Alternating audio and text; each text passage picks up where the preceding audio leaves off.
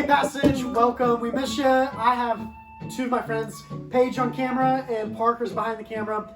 They're going to help me play a game called Extreme Head Counting. Now the whole point is when we get in extreme mode, there's going to be a bunch of heads popping up. It's cute little Franklin's head.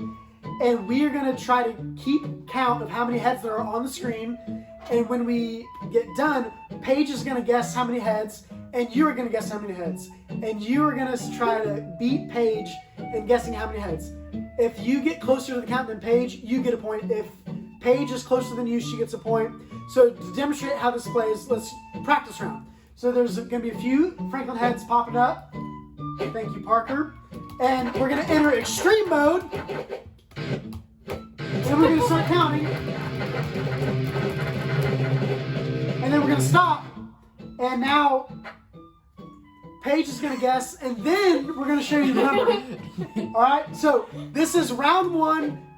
This is real. So you keep count. Paige is going to count. You're going to try to get closer to the count than Paige. So let's play.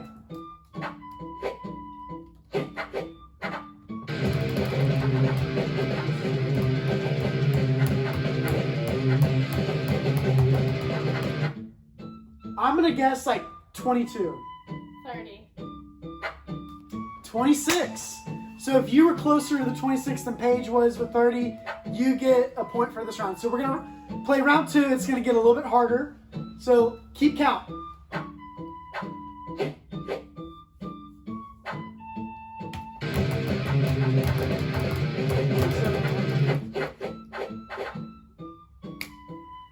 What's your guess? 25. I'm going to go with 29. 18. Oh. We were both way off. Hopefully you weren't as far away from the answers as we were. So round three, let's see. Let's start guessing these Franklin heads.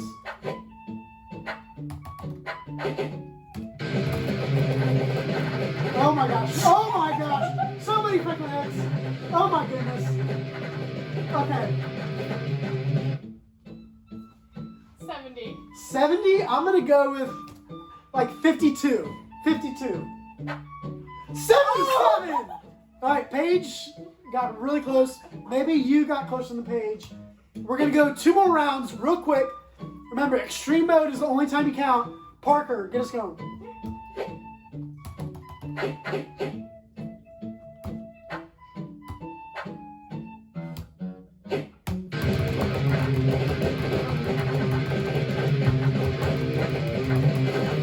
Oh my goodness, so many Franklin heads. Oh my gosh. Oh my gosh. Oh my gosh. Okay, whoa. Okay, Parker, let's see. I'll let you go first. How many? 250.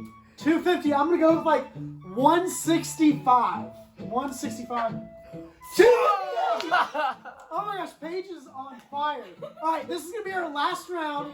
So Paige guessed 250, 258. Wonder what you guessed. So this is for all the marbles. One more round.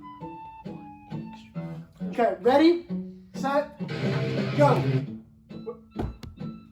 All right, last round.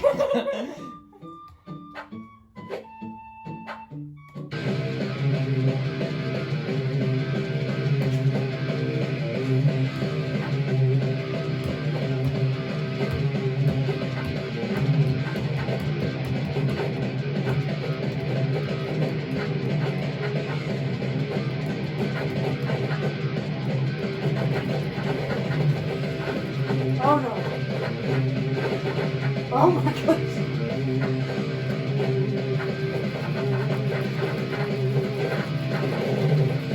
Oh my gosh.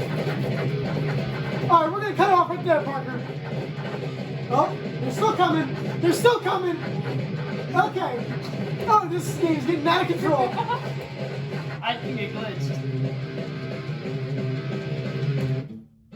I think Okay. it's Do you have a guess for that? 150. I'm gonna go like 175? Y'all are both off for sure. Wait, no, it's 0. Let's see the answer. 220. I told you. We were both way off. Wow. Anyway, y'all give a big round of applause for Paige and for Parker behind the camera making the game work. Hopefully you enjoyed this game, and we're really excited for Riley Bradburn to be teaching this week. So be sure to stay tuned and watch her teach. Love y'all. Hello everybody, my name is Riley if you didn't know me already. And Adam has given me the awesome opportunity to talk to you guys about the third part in our series, which is toxic friendships. So to start, I'm going to be doing it in 4 different sections. The first one being defining what a toxic friendship is and what that looks like. The second one being the effects of toxic friendships. The third one being recognizing if you're a part of one. And then the fourth one being what comes next. So as I stated earlier, we're going to start with defining what a toxic friendship is. And I legitimately went on Google search and I typed in the definition of a toxic friendship, and this is what popped up. It says, defined as someone who always takes advantage of others in the name of friendship and is deceitful, overbearing, selfish, always seeking favors from you, and gossips behind your back. But apart from just the little bit that it gives you at first, I continued reading. And it says, a friendship that is toxic is a lot of times one-sided, meaning only one person is putting in positive effort. So, as Adam mentioned earlier in the series, he said quality over quantity, meaning it's more beneficial to a person to have a few friends that mean a lot than to have a whole bunch of friends. And throughout my entire high school career, I had found myself longing for more and more friends, and I didn't really understand why until one day it dawned on me that I was longing for these friends in hopes that it would make up for the lack of meaning and sincerity that all my other friendships had brought me. And so all throughout growing up, my sister had told me to never find my worth in the amount of friends I had, but to really pour in and engage to those few amount of friends that I had and to really make them count. And so I'd finally figured out that there are very few people in my life that are going to lead me to success and instead of destruction.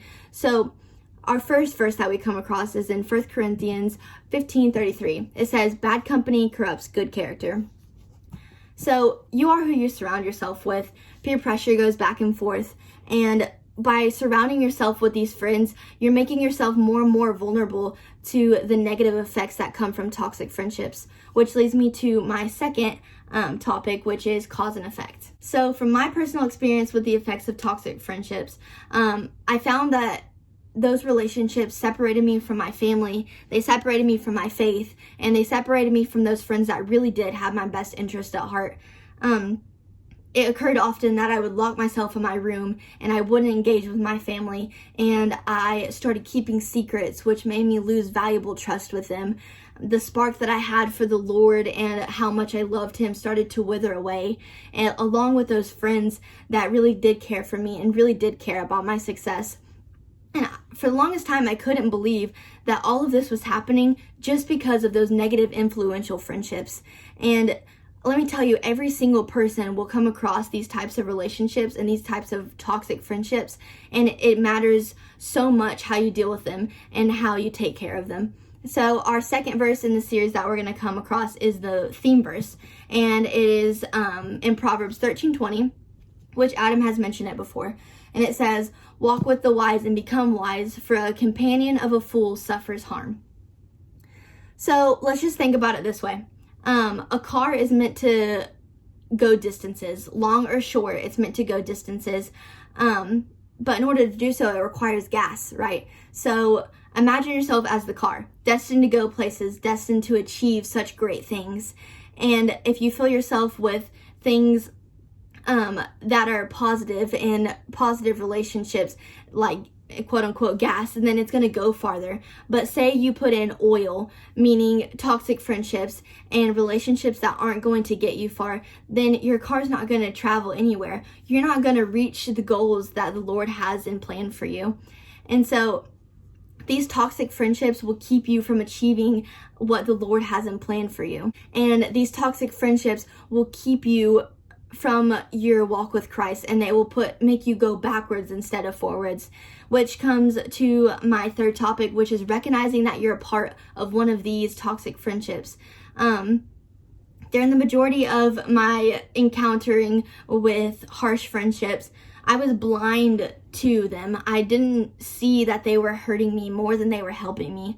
So consider asking yourself where you stood in your relationship with Christ before this toxic friendship, before this friendship.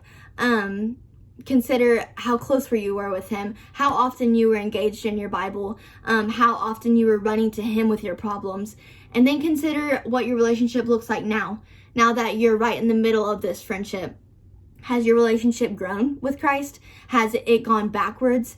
Has your relationship with your family grown, or has it withered away a little bit? Has your relationships with those friends that really do have your best interests in heart, have they gone away or have they stuck around? Depending on your answer, this should give you a feel for what this friendship is doing for you. Is it positive or is it negative? Friendships are meant to help you achieve and go farther in life. And if all of these things that are extremely important aren't going forth, then consider reevaluating who you're hanging out with and the effects that they have on your life. Because a friendship that leads you farther away from the Lord is a friendship that you should not be a part of. So this brings me to my fourth and final topic for this lesson, and it's what comes next. So the respect that you have for yourself is just as important as the respect that you give others. Sometimes it's okay and sometimes it's necessary to be selfish and take some time for yourself. Take some time to engage with the Lord and talk to him and ask him what he has in store for you and what he has in store for that one specific friendship that you're thinking of. Really engage in distancing and talking to him about what comes next and what he is expecting from you. Take time to rebuild the relationship with your family and the relationship with the friends that matter. Don't become naive to friendships. And Adam also talked about this. He talked about in the Bible, there are 3 different things that are expected from a friendship, and they're right here. He said the first one is commitment, second one is sacrifice, and the third one is God. So without these 3 things present in a friendship, it's destined for disaster. Also, another really cool thing to remember is that even whenever you might feel alone, we have the Lord our God as our best friend. And that is so incredibly awesome that the creator of our earth is our best friend. And run to him with any of your problems. And when you feel alone, remember that you're not. And so that's all I have for you guys. Let us know if there's anything we can pray for you about. And we love you. Bye.